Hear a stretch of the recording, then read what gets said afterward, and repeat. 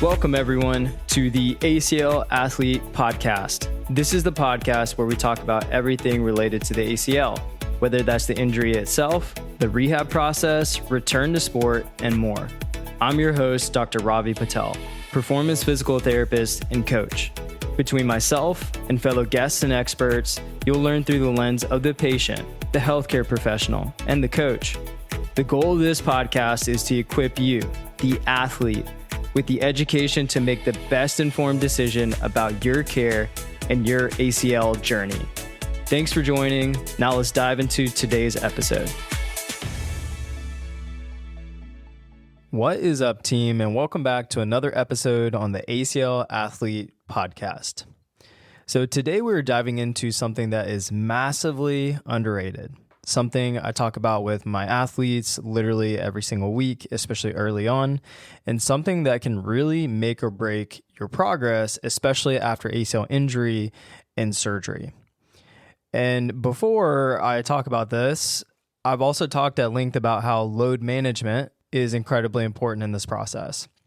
This is where we need to balance the overall stress and recovery on the knee, aka managing the load on the knee itself. The challenge is that people anchor themselves to what they have done in the past. So there are a lot of people who are like, I used to do this, or I could do this before I had the injury or the surgery. And so the goal is to try and get back to that level as quickly as possible. But that can throw a wrench into things because we have to be very strategic about the way we approach that. And so there is a healthy dose of reality, if you will, of what the knee's capacity is because it's now been through the injury. It's now been through the surgery, if you had surgery. And it's a sensitive joint, especially after this process. You think about the trauma that happens. And so what happens a lot of times is that a lot of ACLers will think more is better or this won't hurt. And they'll try to really nudge things forward a little bit more aggressively. And especially for the ACLers who may have a hard time sitting still, maybe my high energy folks. And that's the thing that, especially early on in the process, I'm not saying stay seated the entire day, but it is also something where we have to find a sweet spot to understand the context of the injury, the surgery, and what that recovery is needed in that moment. And the number one thing I see is that step count and being on their feet is super sneaky, especially early on in this process. So what I want to do today is share our step count framework we use with ACLers early on so we can properly manage the stress to the knee and balance the recovery, also allowing for healing while also moving the needle forward with the higher priorities of getting a quiet knee and getting that knee super happy. And if you want more of a zoomed out perspective on the topic of load management and what plays into just the overall stress on the knee and what you're balancing and what you want to account for, you can check out episode 226 where I talked about just different buckets, if you will, that will factor into things like your physical activity levels, your non-physical activity levels, your sedentary behavior, all things that basically total up to the amount of stress you're going to put on your knee and influence your management of load, and also why swelling might stick around in this process and maybe pain, and you're slower to get moving in this process. So today we are going to be focused on specifically step count because I think it's just such a massive player, so underrated in this process, and how to just use this load management framework so the knee can stay calm, your knee swelling stays down, and you can stack these wins instead of hitting setbacks in this process. And I think that's a huge part of this, is that swelling always feels like you're just kind of holding on to the brakes. You're pressing on the brakes while you're trying to hit the gas with the other stuff. And I'm focused more on swelling because pain is going to exist. While yes, pain and swelling both go hand in hand, you might have one or the other. Oftentimes after especially surgery and injury, you will have both. And it will be influenced a lot by activity levels, just your body, the surgery itself, the injury itself, the type of graft you get. So there are a lot of factors that play into this. And then the other player that is going to be super important is is there any meniscus work that's done? Specifically, a meniscus repair that can influence maybe how much you can bend your knee post-op, maybe only to 90 degrees for the first 4 weeks. And most importantly, is how much weight you can put down on that leg.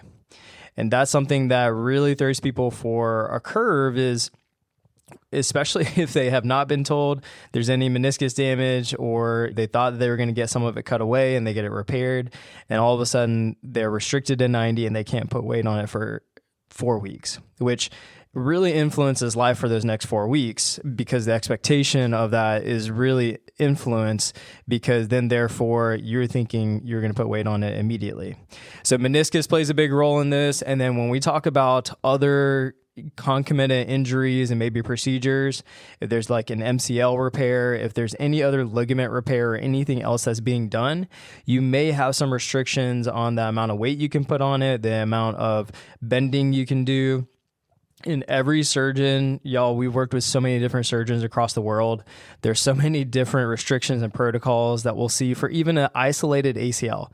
Nothing else has been done, but an isolated ACL, we've seen someone brace with no rehab for 6 weeks, all the way to no brace, full weight bearing is tolerated, moving that knee as much as they can day one. So it really runs the spectrum. And so this is where having a plan and making sure that you have that dialed in based on the most up-to-date research and the most up-to-date principles of the way that you can manage this is going to be so key here. The thing is that with this process, when we're talking about step count, it's super sneaky and something that I cannot tell you how important it is to manage, especially as soon as you get out from injury and especially from post-op. Because basically, we use this analogy of essentially when people have been training and when they've been at their peak of their fitness, let's just say you're at a level 10 on a 10-story building. Well, when you have this injury, you're automatically going to drop a little bit because your strength decreases. You might not be able to bend your knee as much. So your overall ceiling is lower now because of just the natural tendency of this injury to bring things down. Now, your goal is to try and climb back up before you get to surgery. So then that way the drop isn't so far. The challenge is that, when you have the surgery, you're going to drop again. And so that capacity or that level of what you can handle after the surgery is going to be very different because your strength is decreased, but you also have a very sensitive joint. You just had a major trauma to the joint from the injury and then also the surgery. And now we have to be mindful that it's just not, okay, got a graft in there, let's rock and roll and go. We have to be very mindful of the biological healing process that takes place right after an ACL injury and after especially a surgery. And when we factor in other procedures that go into it, like taking your own graft from your quad, hamstring, patella, maybe a meniscus repair or any other procedure like getting the IT band anchored to the outside like an LAT, right? These are all additional traumas to the knee. And so then therefore we need to make sure that we manage the sensitivity, manage the symptoms, and give it the love that it needs. And sometimes step count is a sneaky one that can play against us. Now, most of the time, what we're looking at here is more so the accumulation of steps throughout the day. And that's the thing that's going to be super important. It's not just like, okay, you did one thing and that's the thing that influenced it sometimes, but it can be just the accumulation of steps in the day. It could be you're on your feet a little bit more. Maybe it's you ran errands. Maybe you just couldn't sit still, so you felt like you needed to get up, go walk around the block, take your dog for a walk. Maybe it's work, maybe it's school. And this is all going to be influenced by your specific life, the timing of the surgery, and also how quickly you have to get back to your normal life, right? So what I want to do today is essentially just provide a comprehensive step count framework for you to make sure that you can understand if you're post-op, if you're post-injury, if you're a rehab provider or an ACLer listening to this, you know how to tackle this. And there's a little bit more of a practical approach to this versus just watch your step count and make sure you don't increase it. But we also want to give you an idea of what that looks like on the ground. So then therefore, you know how to calculate it. You know how to look at certain variables within it and also know what to estimate. So then that way, for the first 4, 6, 8 weeks of your ACL rehab, if you guys can lock in on this, I promise you, your rest of the process will be massively better just because you manage your step count and you also manage, more importantly, is the symptoms of that knee, most importantly, swelling and pain. So why does step count matter in this process? It's load to the knee. I think that's super important. It's load to the knee. So every step is a compression. You go through a cyclic loading cycle through the joint. And early on, especially post-op, the knee is sensitive, right? It's super sensitive. And so then therefore, you go from a place where the knee has gone into surgery, it comes out, you had some screws put in, you had a new graft put in, you had a graft potentially taken, other surgical procedures possibly, maybe a meniscus repair was done or a meniscectomy. So those are all going to influence things. And so when we go to put our foot down on the ground, it's good for the knee, but at the same time, it can also be a lot, especially if we are post-op and the knee joint is very sensitive. So what does that mean? So if swelling spikes, usually it can be because we've done too much walking, too much standing, or had a day that looked very different than the normal baseline of a day. And I think it's going to be important to know that in the early days, especially, gravity is not your best friend because that's going to pull swelling into the joint. And so then therefore, if you're on your feet more vertical and you've been dealing with swelling, then it's very natural for the knee at the end of the day to just feel stiff and full and tight. It's kind of like that balloon feeling when you try to go to bend it. And this is something that consistently ACLers will report. I have personally felt this on a number of occasions. So there's something just to this, but it's also just the way that fluid will travel because of gravity, right?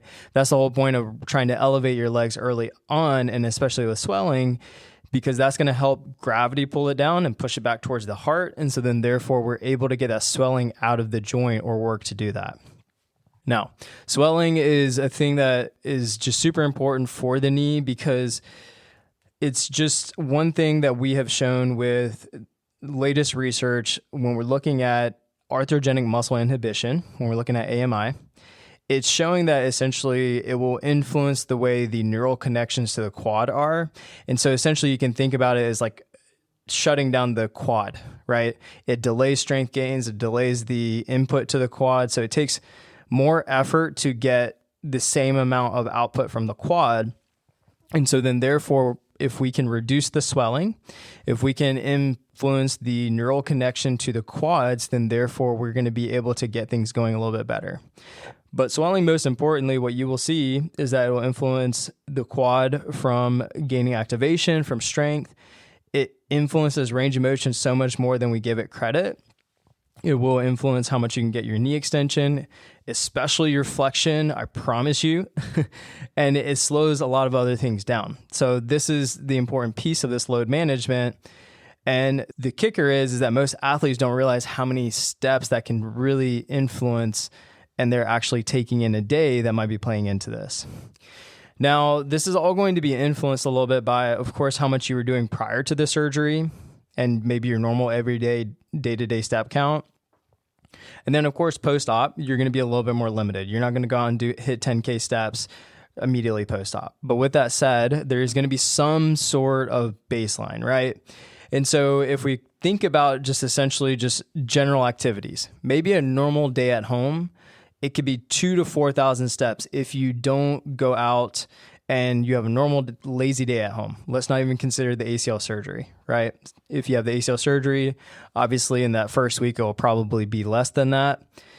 A quick workout at the gym could range anywhere around 1,500 steps, even if you exclude cardio, especially if you're doing mostly like equipment-based work. You go out to the grocery store, it could be 1,000 to 2,000 steps. You go to an airport, you got to fly out, fly in, usually around a 4 to 6K day.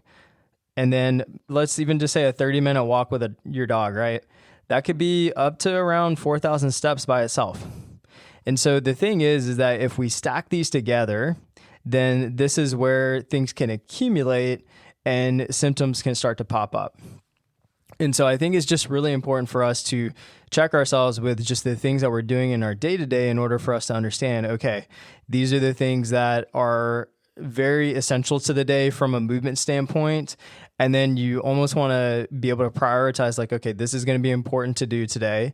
And then there might be some things that you're just like, is it really that worth it right now versus maybe I can get to this in a week or 2 weeks. So that's where it's going to be really important to be able to audit this. And so when we're looking at essentially the biggest mistakes that we see early on, one thing that I do want to add as a caveat, especially with something like this, is essentially getting rid of your crutches too fast. You dish your crutches too fast. And I've done podcast episodes on this. I've talked about this before, but this is one thing that consistently we see is that people start to get to a point where they're like, okay, I can make the steps to the bathroom or I can get across the kitchen, and they don't need their crutches. And if you are in the right place in your rehab, then that might be okay. But a lot of people get into trouble is when they stop using them too quickly, especially. And the thing is that with the crutches, I even had an athlete yesterday. He is 11 days post-op, and he went to his surgeon's office. He met with the PA, and they're following just the straight protocol. And they said, ditch the crutches and walk with your immobilizer, the knee brace. And I think that ACL rehab world and what we see on a lot of surgeon protocols is that they want to keep someone in the immobilizer or in the knee brace and then get rid of the crutches.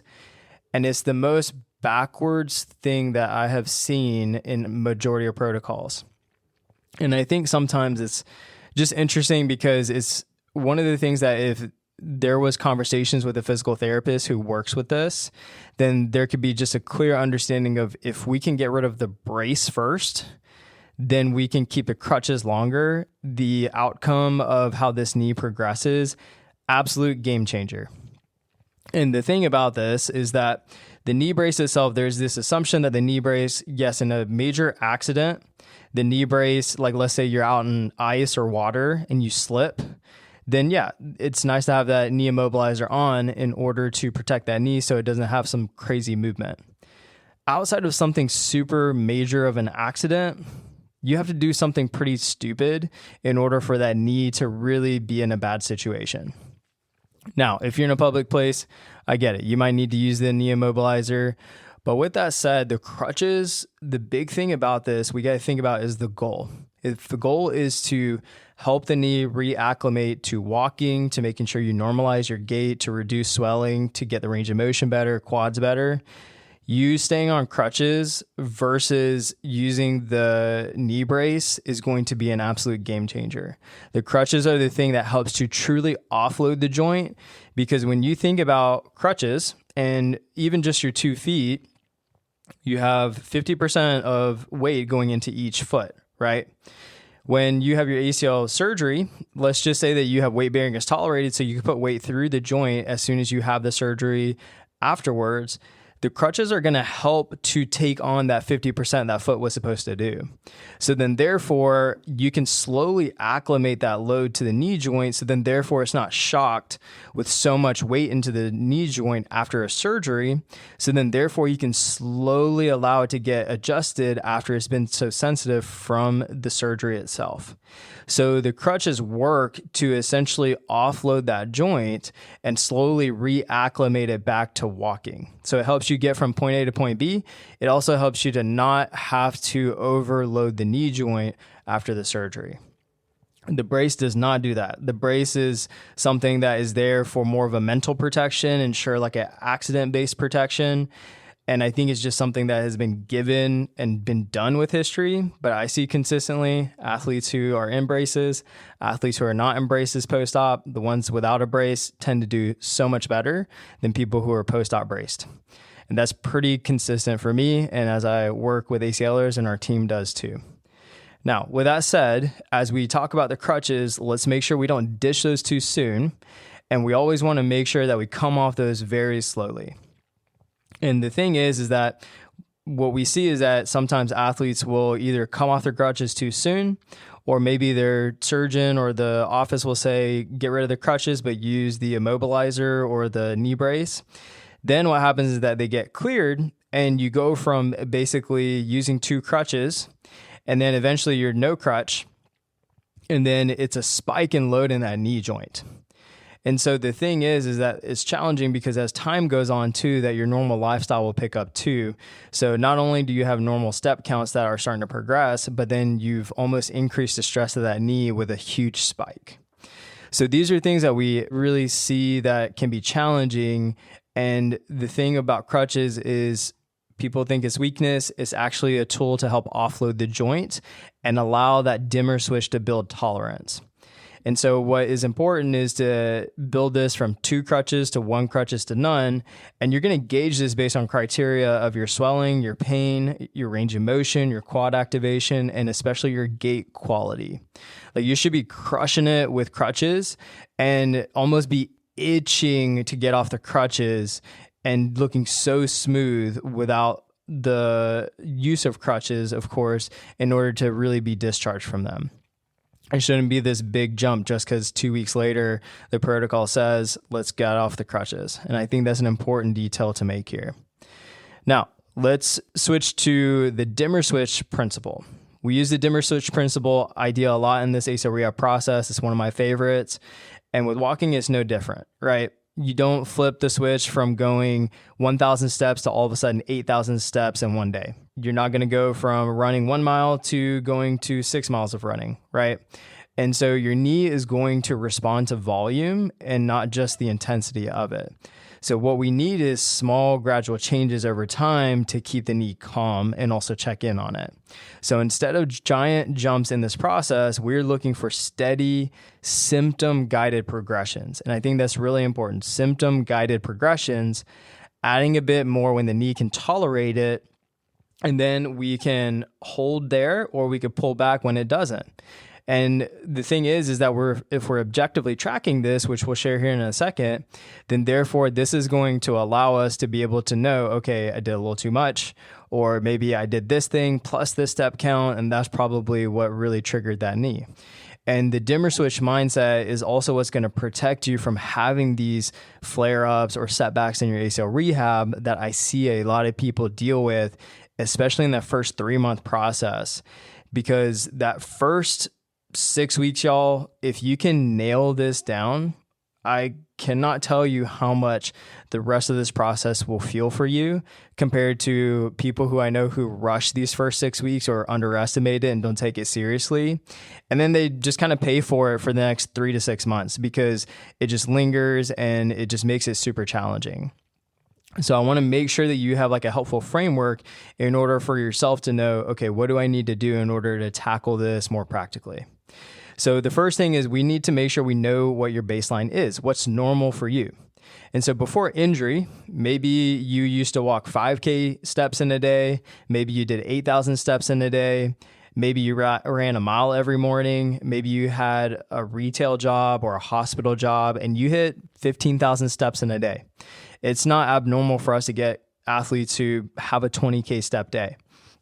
And then we have some who have remote jobs, and they may hit a 5,000 step day. So it just really depends. But your long-term step goal is based on your normal. And I think that's super important here. Everyone's always like, well, what step count do I need to get up to? And the thing is that we want to get up to what your normal is and a little bit beyond that, to be honest. So it's not a generic target of 5,000 steps, 10,000 steps.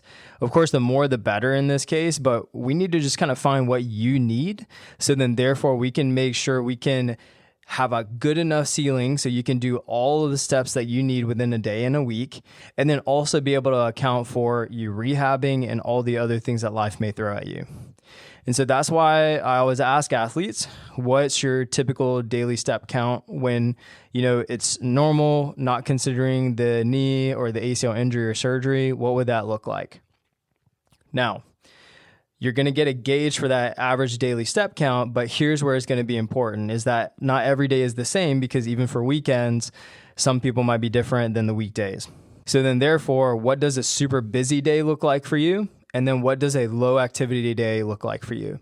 So then therefore, this allows you to find the floor and the ceiling of what you're looking for or the range.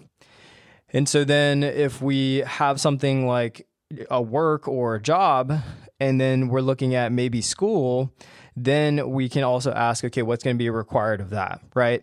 And it's going to be a little different for, some of our freshmen or sophomores who are walking campus, our high schoolers or middle schoolers, or maybe it's our athletes who are traveling for work, who are consultants, or maybe it's the nurse who has a 12-hour shift, or maybe it is our remote worker who works from home 5 days a week, right?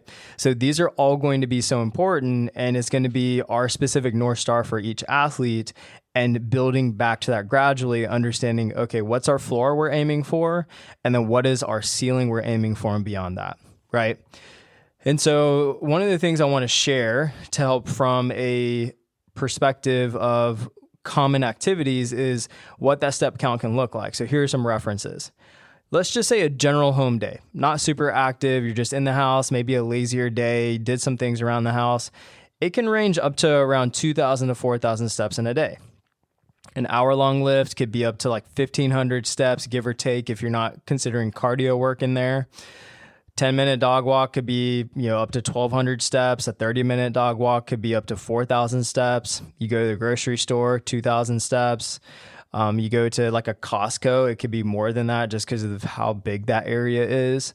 Let's say an airport day I shared earlier could be 4,000, could be 7,000 steps. A 1 mile walk, 2,000 to 2,500 steps.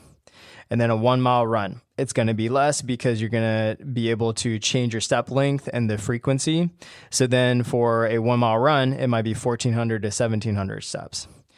So these numbers, and you can look these numbers up. There's usually general rules of thumb for averages of these.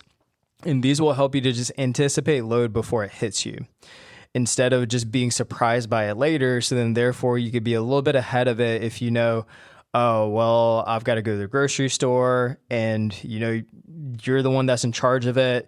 You're no longer in this first week post-op window. You're 3 weeks in, you can kind of walk a little bit, and it's just the thing that you have to do for week 3. So then therefore you can account for that, right?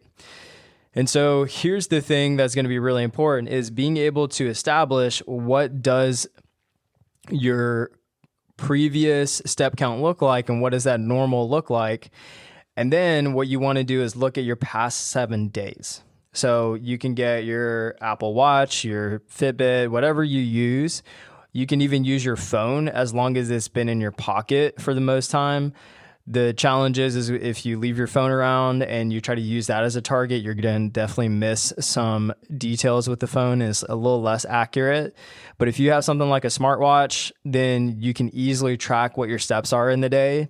And then therefore, let's look at if you are post-op or you're someone who's dealing with swelling, the knee is not in a great place, then let's look at your previous 7 days and let's just see, okay, what does your step count look like? And let's just say for reference, someone is early post-op in that first week or 2, and you're maybe hitting, let's just say around 2,000 steps, 1,500, 2,000 steps. The other thing that we need to consider with this is also think about, okay, well, what does this look like if I am on crutches with 2 crutches? And then also weight bearing is tolerated. So you're still putting weight on your foot, but your 2 crutches are the things that are still helping you to manage the weight and included in that step count. So that's going to factor into that in terms of how many steps you're taking. And then of course, as you reduce the crutches that you're using, then you're going to be able to be a bit more accurate on what that step count looks like. Right? So if you go down on your crutches, go from 2 crutches to 1 crutch to no crutch, you might want to step back a little bit on how many steps you take, because before you had support and now what you're doing is you don't have support. So then therefore we want to be able to work back up. So those are things that are going to be really important, is knowing what your last 7 days are, and then being able to know what is your target for the ceiling of step count, and then also what is going to be the floor of the step count, right? And then you're going to see what are things going to look like over the next 4 weeks, 6 weeks. And what we say is, let's go ahead and target the next 3 months, for example. And let's just go ahead and see the next 12 weeks. Is there any big trips coming up? Is there any type of travel? Is there any type of work-related stuff? And really just stuff out of the ordinary. We'll have athletes who are like, I've got a wedding in 2 months. I've got a concert in 3 months. All kinds of different things that they have on their radar. And so then therefore we need to know that, and we need to also plan for it. And it seems like so tedious or so specific, but if we're talking about how can we create success in this process, and if I could share just something of seeing so many ACLers who just don't realize it, and also who have reactively been like, oh yeah, I did this and my knee blew up. And then guess what? They're trying to get back to a baseline for the next 2 to 4 weeks. And it just really delays the process. It influences their pain. It influences their progression and strength. And it's just something that if we could get ahead of it and be very strategic about the plan and make sure that we account for it, absolute game changer, y'all. Absolute game changer. And this is where you can win the first 6 to 8 weeks, and it'll help so much in the rest of the process. And this is all going to be important to factor in on what's the first 3 months look like. So then therefore we can account for anything outside of normal activity.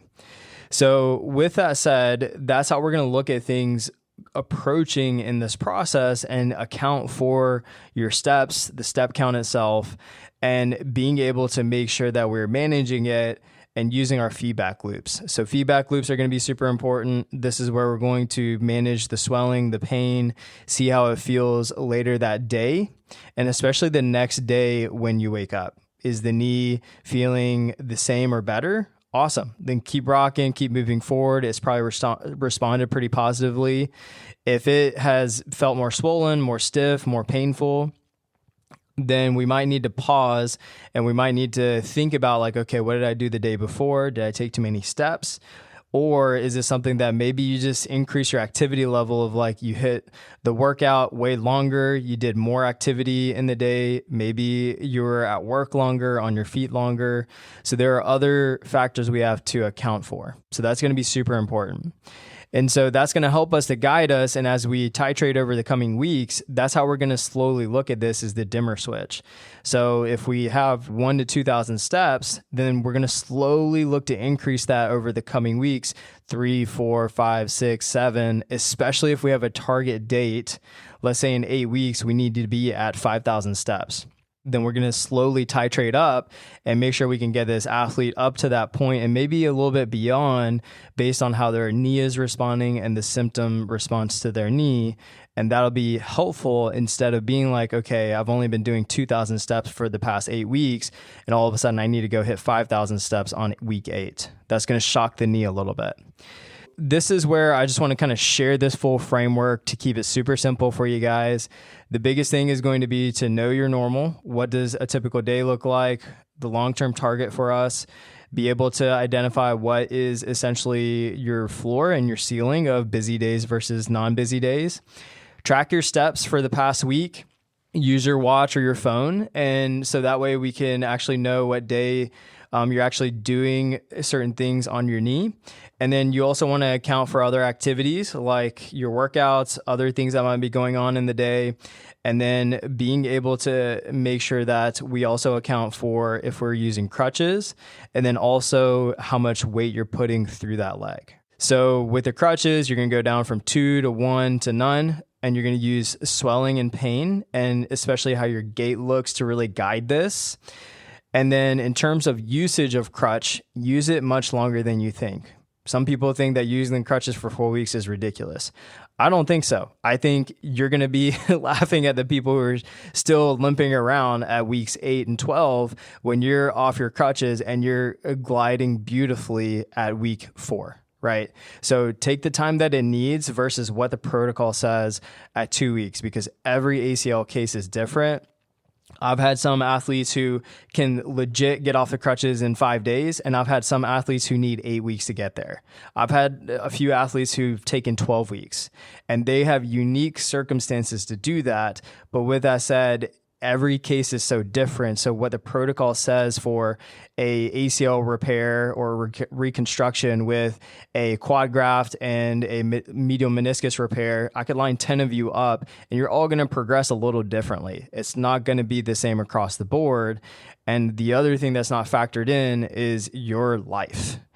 When you have the mom with twins versus the high school athlete who has to get from science to math all the way across the school versus the remote worker, it's all going to really differ based on how much load you put through that knee. So those are going to be super important pieces with this. Next, increase your steps slowly and very intentionally. Be very gradual. Think about if you have a remote in your hand or you're in the car and you're turning the dial on the volume, you don't want to just blare it from 10 to 100, right? That's just going to go way too fast and it's going to shock your ears. It's going to shock your system if you go from 1,000 steps to 5,000 steps. So instead, let's slowly adjust that dimmer switch or the dial in order for us to find the sweet spot. And this is where we're going to be able to use that 24-hour rule and making sure the next day and even that night, is the knee more swollen? Is it stiff, painful? Especially the next morning. That is really a good proxy of like, okay, did I do too much the day before or not? If you did, then adjust that next day. Don't go out and do the same thing. You might need to pull back a little bit. And this is going to be kind of the slingshot effect. It's going to be pulling you back to launch you forward. And this is the thing that can be hard for people, especially our high performers or high people who like to get that endorphin rush with activity and step counts, or maybe you use walking as your way of getting cardio. It is going to be something that I hate to say, but you have to come to terms with, especially for these first 8 to 12 weeks. And we've had a lot of people we've worked with who use cardio and use walking as their way of exercise. And one of the ways that they just are able to get out. And it's challenging. And the thing is, they're often the ones who have a hard time because they can't sit still. And they're like, okay, I'm going to walk around the block. And it ends up being one of those things where, you know, if we could have just tackled this and controlled this a little bit more, then therefore it could have been something we could have taken care of. But it just makes the knee have some swelling and pain and stiffness kind of linger around for longer. And that's okay. Like, look, at the end of the day, like, we can only control that so much. And if for that athlete, for them to be able to walk a little bit and maybe, yeah, the knee gets a little bit more puffy, if that's something that we've talked about cost benefit on, and it might be worth it, right? But I would say in majority of cases, athletes will listen, and then therefore we can guide them on like, here's the best game plan. In terms of next steps, plan for high step activities. So errands, airports, you know, if you're walking around campus, school, travel, big events, they all count as load to the knee. So we need to manage it. If you need to essentially get your conditioning in, or you're itching to get your heart rate working, do off feet conditioning. Do not go for walks. Don't do something where you're going to slightly run or something like that. Instead, use a bike, use a rower, use a ski erg, use something that will help get the heart rate going, but you're off your feet when you do it. Absolute game changer, because that's going to help with the swelling and also reduce your step count as a whole. Still burn more calories, still able to get a heart rate and aerobic response, but you're saving the stress of that knee being on your feet and the cyclical loading of it. And then reduce your steps on the running days. So if we get into running, that can also add as a shock to the joint and also more steps to the day. So then that's something that we have to account for. So we need to balance those days. We want to make sure we don't have any back-to-back running days, especially once you start. And there is something now for us where we kind of take two paths. There are some athletes who want to build towards endurance running, and there's some who want to do more of like speed-based approach. And one of the things to consider, unless running is a big goal of yours, it could be something that we delay or maybe work on more speed-based activity because it's less quad demanding.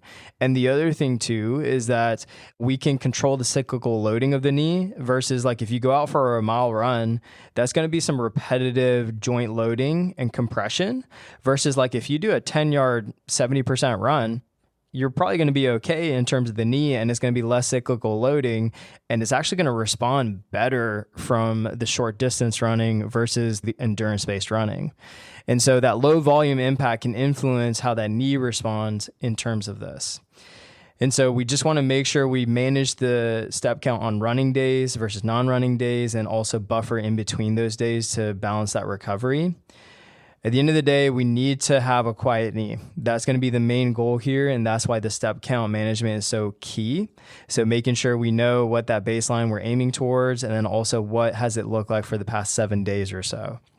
Then we can start to look at, okay, well, I need to get back up to 8,000 steps, and I need to hit this in, let's say, 10 weeks, and someone is starting at 2,000 steps at week 2. So we need to slowly see if we can build towards that. And if we can't get there, then it's either having to suck it up because you had no choice and just knowing the process will be slower because the knee is reacting, or we make adjustments. And so I've had athletes who have made adjustments to work, being able to change positions, being able to alter things a little bit. We've had to even put in medical notes to just make sure the knee responds positively. And usually in a work setting, they respond well. It just depends on your scenario, and the same thing with student athletes as well. So prioritizing how we can make sure this knee is quiet and really win that first 6 to 8 weeks is going to be key. And I think the biggest thing here is stay consistent with this and avoid spikes. Keep that dimmer switch mindset. The small, steady progress is going to beat these random, hardcore days. And we just want to make sure there's no massive spikes in what we're doing in terms of step count. If we can keep it across a threshold that is healthy and the knee responds well, and we slowly nudge that with the dimmer switch, that's where you're going to have the most success here. Now you're like, why did I just spend 40 minutes talking about step count? Because it seems simple, but it's honestly one of the most powerful levers that you have in your ACL rehab. And I think that in reality, probably 90 to 95% of ACLers miss it because it's just not something on their radar. And we don't learn this stuff in PT school, and most clinicians aren't thinking about step count in addition to everything else that we're working on. And so I think that is something that you as the ACLer, or if you're a coach or clinician listening to this, it's a very, very powerful lever that we can use in order to manage the knee to set it up for success. And if you can keep that swelling down, if you can do that and build your range of motion, get your quads back faster, you're going to see the middle and late parts of ACL rehab really shine. The people who have swelling sticking around when they're in months 4, 5, 6, 7, and on, they just have a harder time. The strength progression is harder. They have ebbs and flows with their range of motion.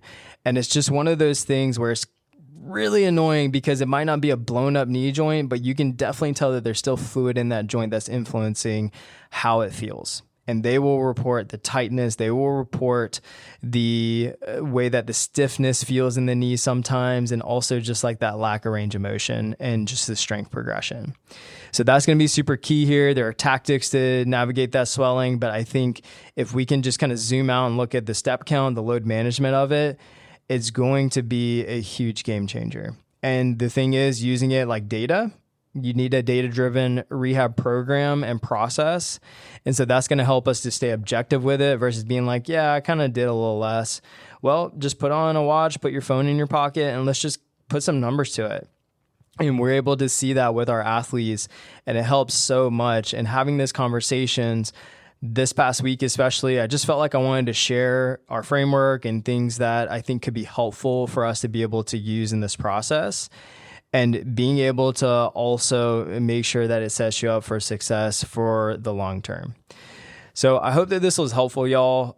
I really think that it could be something that could be very useful for a lot of ACL rehab. So if you are someone who's dealing with swelling, if you are in the first 3 months of this process, just do this. Take the last 7 days, and especially if you're very early in it, and let's see what your ceiling is for your average days, and then what is your floor, and see if you can just slowly progress towards that.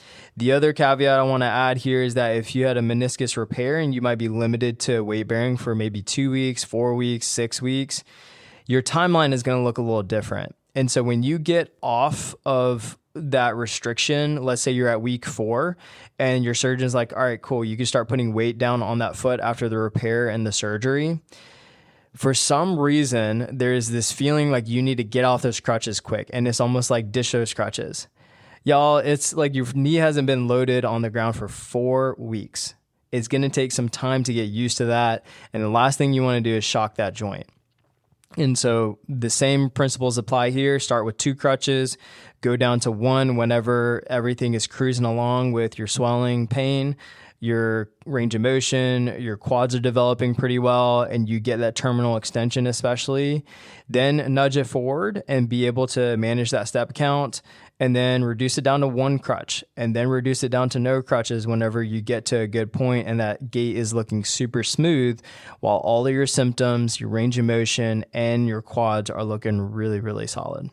That's the goal here. I wouldn't even put any timelines on it, and it's just more so of, can you earn the right to get off the crutches? And that's going to be the biggest thing here in this process.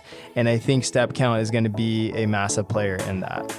So I hope that this was helpful, y'all. Until next time, this is your host, Robbie Patel, signing off.